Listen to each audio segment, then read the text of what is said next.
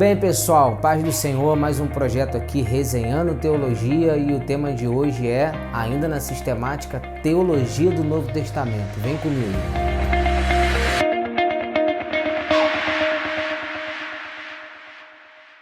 Teologia do Novo Testamento é uma área da teologia sistemática que vai estudar especificamente o que? O Novo Testamento, como o próprio nome já sugere. E hoje eu quero trazer uma curiosidade importante sobre os 4 primeiros livros do Novo Testamento, Mateus, Marcos, Lucas e João, que também são conhecidos como os Evangelhos. Atenção, estudantes de teologia, não é Evangelho de João, Evangelho de Lucas, Evangelho de Marcos e Evangelho de Mateus. É Evangelho de Jesus, segundo escreveu João, de Jesus, segundo escreveu Mateus. Esse é o termo certo, é a forma correta de se falar.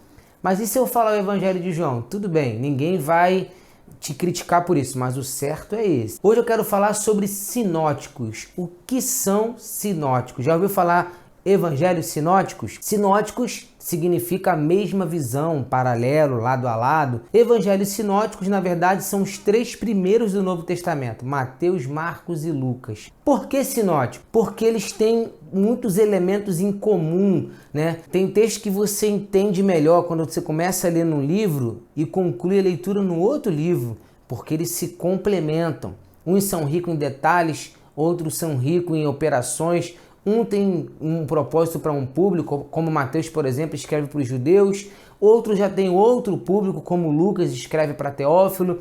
E quando você mistura as características de cada um, você vê que eles são semelhantes, mas não iguais. Talvez essa seja uma definição perfeita dos sinóticos. Coloca aí para mim, Rodrigo. São semelhantes, mas não iguais. Isso significa sinóticos. E por que João não é um evangelho sinótico? É só você pensar o oposto disso. Tem coisas que João diz que nenhum dos outros evangelistas vão dizer. Por quê? Porque é um evangelho totalmente diferente no sentido de proposta, no sentido de público, no sentido de essência.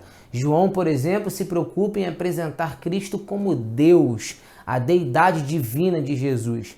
No Evangelho de Jesus, segundo escreveu João, você vai encontrar as 7 autoafirmações de Jesus, né? Os 7 eu sou o bom pastor, eu sou a porta, sou a ressurreição e a vida, e assim segue.